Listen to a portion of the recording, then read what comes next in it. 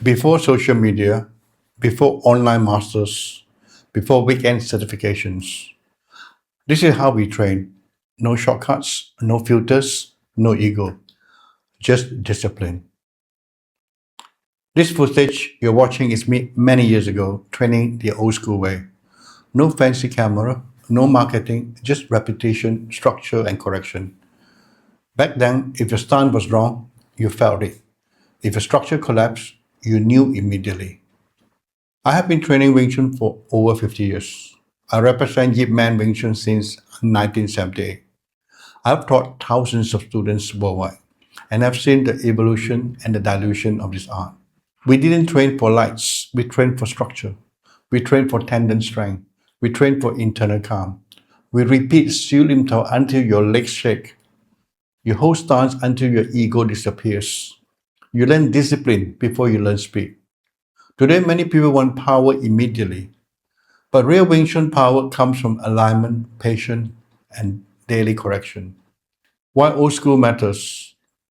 Old school training builds structure before strength, control before aggression, stability before speed, character before status.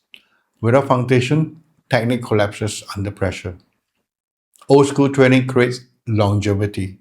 That's why I'm still training at 72. Before you trust your chain punch, take 2 minutes for this test. Will your chain punch fail you? The links pinned below. Wing Chun Chi Sau ring is not a game. It is not a competition of speed or ego. The Chi Sau ring teaches sensitivity under pressure. When two arms connect, you begin to feel intention before movement. Inside the ring, there is no panic, no chasing, no forcing. You learn to stay calm, rooted, relaxed, yet ready.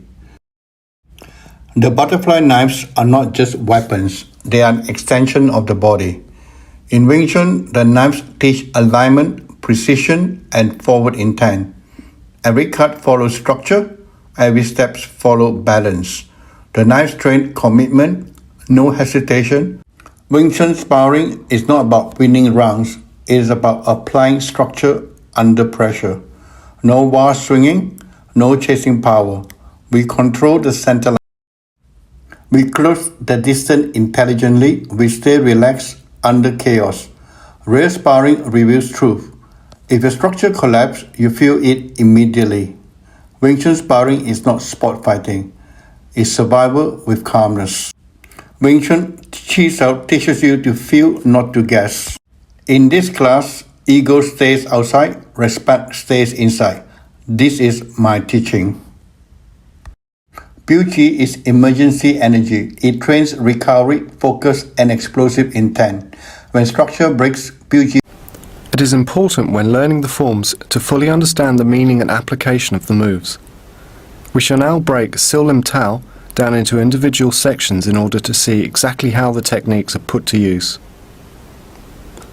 When practicing the form, we can at times imagine a mirror passing through our center line as our left and right sides move in unison.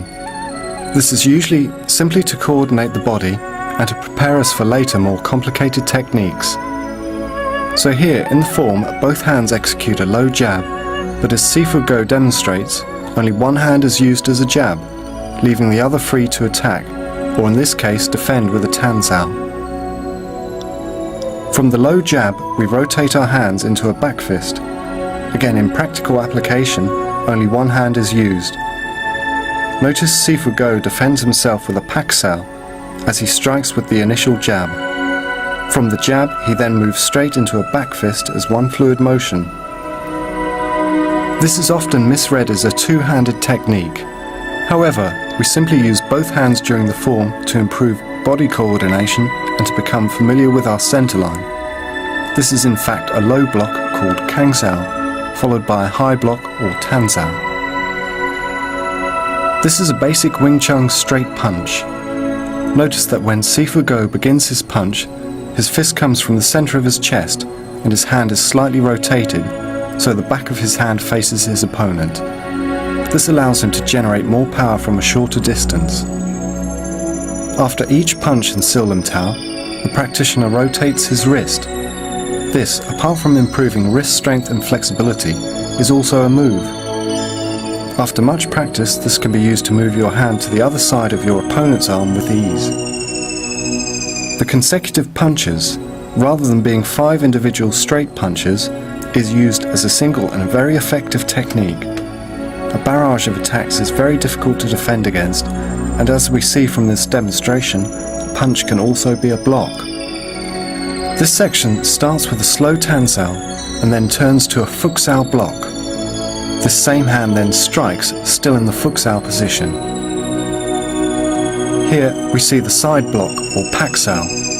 This is a very useful and effective block, which is why we always keep one hand in the Wu Sau position when in our basic stance. The Pak Sau is then extended into a palm strike. In this demonstration, Sifu Goh first blocks with a Tan Sau and then uses his Pak Sau to strike his opponent's arm, as well as knocking it out of the path of his attack. These two motions are most commonly used as low blocks to knees or uppercuts. It can be dangerous to block a kick with a palm, as kicks can easily damage fingers and wrists. On this occasion, we do use both arms and hands for the application. By raising his elbows, Sifu Goh breaks the grip of his opponent and can then deliver a palm strike to the groin. This chop is also called Fat Sau. Again, this technique does not require both arms. When used with a sweep, it is a very effective way of unbalancing your opponent as well as being a powerful strike. This is a short block from an extended arm. In this case, Sifu Goh uses it as an outside Tan Sau before executing a palm to the jaw. Again, a short block, only this time the strike is a finger jab to the eyes. Notice how the block and strike happen as one motion. With this technique, the arm is used as a braking weapon. The movement of Sifu Goh's arm comes upward from underneath his opponent's arm and is therefore against the natural movement of the attacker's elbow. Modern martial arts often chase intensity. Old school Wing Chun builds sustainability. If you want to last 5 years, train hard. If you want to last 50 years, train correctly. This old clip is not about nostalgia. It's about reminding the next generation. Respect the foundation, respect the process, respect the art. Wing Chun is not about looking good. It's about becoming solid. Train properly, train discipline, and let time prove your skill. See you in the next video. Before you move on, take a moment to test your own Wing Chun. I have made a free 2-minute test. Will your chain punch fail you? Record 1 round, score yourself, and I'll show you the drills to strengthen what's missing. The links in the description.